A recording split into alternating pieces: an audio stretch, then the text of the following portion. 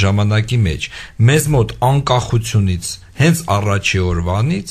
այդ ակտիվ անգրագիտությունը ամեն ոլորտում սկսեց քանդել այն ինչ մենք ունենք հետո բացասական արդյունքները բերվում էր որպես փաստարկ հերթական նորարարություն անել որպեսզի հերթական բացասական արդյունք ստանալ այսինքն մենք նման ենք շանը որը վազում է սեփական պոչի հետևից որովհետև մենք արտադրում ենք գեներացնում ենք մեր անգրագետների շնորհիվ ավելի վատ արդյունք որը բերում է նրան որ առաջանում է անհրաժեշտություն նորից մի բան փոխել ու ավելի դեպի վատը ֆիզիկայում դա ասում են սխալին նոր իներցիա հաղորդել Հայր կոմիտաս դուք շատ եք խոսում ազգային արժեքների մասին, որը շատ եւ ուրախացնում է եւ ոգեվորում։ Իսկապես ողջունում եմ։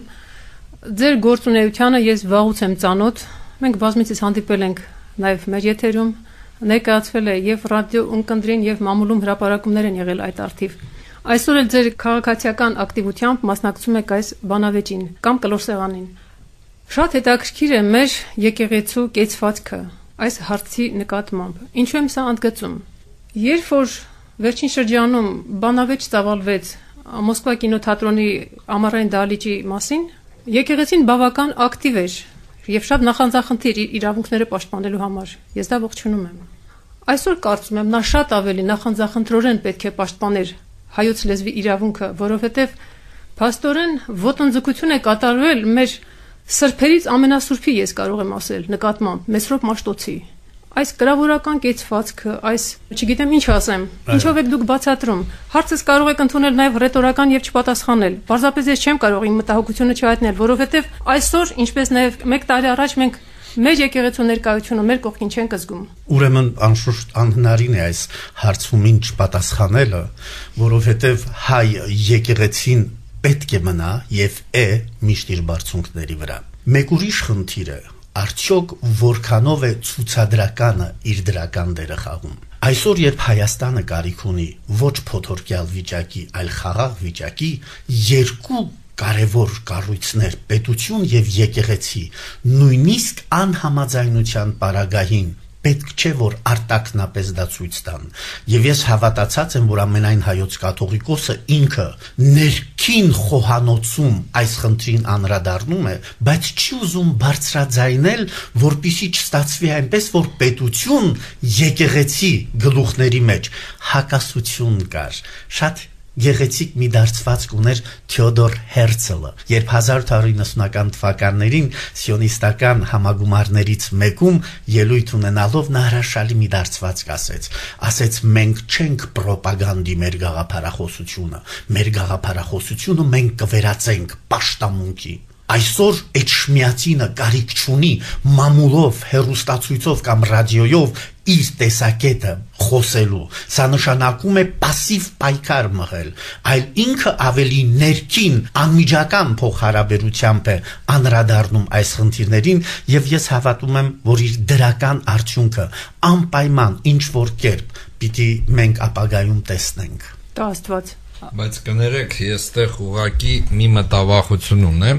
ես բնավ չեմ վիճում հայր կոմիտասի հետ։ Կարող եք վիճել խնդրեմ։ Չէ, որովհետև սկզբունքորեն փորձում եմ հասկանալ ասածը, բայց մի վտանգ կա։ Հասարակ մարդը, հասարակ հայը շատ պարզ եղանակներով է դասակարգում անում իր մտագործնեության մեջ։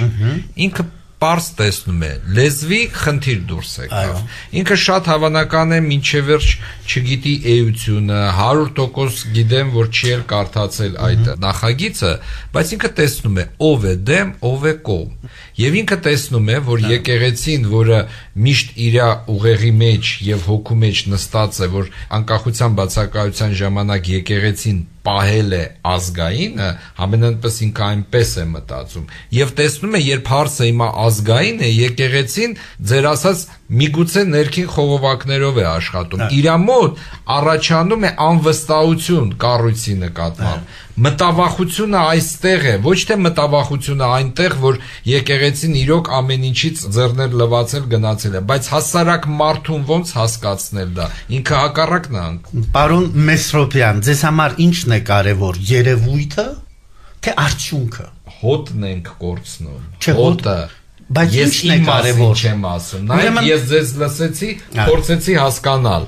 բայց միլիոնավոր հայեր այս ձևով չեն հասկանում։ Իրանց մտագործնությունը հետևյալը, կա խնդիր, այդ խնդրի նկատմամբ ցանկացած առավել եւս պատմական կառույցների դիրքավորումը այդ խնդիրի նկատմամբ։ Եվ իրանք տեսնում են, որ եկեղեցին լուր է, ինքը չի խորանում այնպես, ինչքան դուք եք խորանում։ Ինքը հասկանում է, որ եկեղեցին լուր է։ Ստեղից սկսում են շատ ուղղակի հետևանքներ։ Բացի դա, կներեք, Հայր Կոմիտաս, ես ընդհանրապես զարգացնում եմ այդ գաղափարը, որովհետեւ դուք պատրաստում եք նորից հարց տալ արդյունքը թե գործընթացը, համարը Տրոցկուս իրաց հարցը, ձևակերպումը, բայց հույս ունեմ եկեղեցին մեր գոնը դեռևս գաղտնի ծառայություն չէ, որ գաղտնի անի իր բաները։ Եվ բացի դա, բոլորին վերջերս մենք ցավով տեսնում ենք ինչպես ազգապարակտող նախագահի այցին, դուք գիտեք, որ այցի մասին է խոսքս, երբ նա Սփյուռքի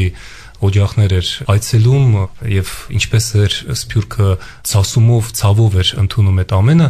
եկեղեցին առանց տատանվելու օրհնեց այդ այցը։ Ուրեմն ասեմ, երկու շատ հետաքրքիր բան կա, ասենք պարոն Մեսրոպյանի պարագային մոտեցումը մի քիչ մեղմեց էր պարագային, մի քիչ ավելի զորավոր եկեղեցու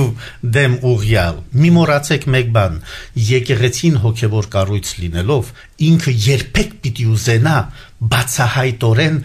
ճակատ կամ ձեռնոց նետել պետությանը, որովհետև եթե հոգևոր եւ աշխարհիկ իշխանությունները իրար դեմ լարվածություն ունենան, դա միայն ու միայն ի վնաս ժողովրդի եւ խաղաղ կյանքի է։ Որքան ներդաշտակ լինի նրանց գործունեությունը, ժողովրդի աչքին գոնե, այնքան խաղաղություն ապահովված կլինի։ Եթե կաթողիկոսը բացահայտ սկսի ճակատ բացել կառավարության դեմ, սա նշանակում է ազգը երկփեղկել, երկուսի բաժանել, համախոհներ կաթողիկոսին եւ համախոհներ նախագահին կամ կառավարությանը։ Դրանից այսօր գոնե մենք, որ փոթորկված վիճակի մեջ ենք արտաքին կյանքում, ոչինչ կարող է մեր ներքին կյանքը շահել։ Ես կարծում եմ այս ձևով ներքին, ուրեմն ներսից փող ըմբռնումով համաձայնությամբ խնդիրները կարգադրելը շատ ավելի տրամաբանական է, քան արտաքին շոու ներկայացում ցուցադրելով ինչ որ խնդիրներ անելը։ Նայեք կինո թատրոնը Մոսկվայի ամառային ինչ արդյունք տվեց։ Պարակտեք ժողովուրդը։ Եղան մարդիկ, որոնք եկեղեցու դեմ դուրս եկան, ճակատ բացեցին եկեղեցուն։ Ինչու՞մն էր շահը մեր։ Արդյոք կաթողիկոսը շահագրգռված էր դրանից։ Բացարձակապես եկեղեցի բացվում էր ում համար, մեր ժողովրդի համար։ Բայց ինչ ստացվեց, լավությունը վերածվեց խնդրի, դարձավ խնդրահարույց։ Հետևաբար կաթողիկոսը այսօր իր ամեն խոսքի համար պետք է այնքան պատասխանատվություն ունենա, որ երբեք ազգին չերկփեղկի։ Սա է իմ տեսակետը։ Անդրադառնանք դարձյալ մեր խնդրին, լեզվի եւ ինքնության հարցերին։ Լեզուն ազգային մշակույթի եւ ինքնության հիմքն է։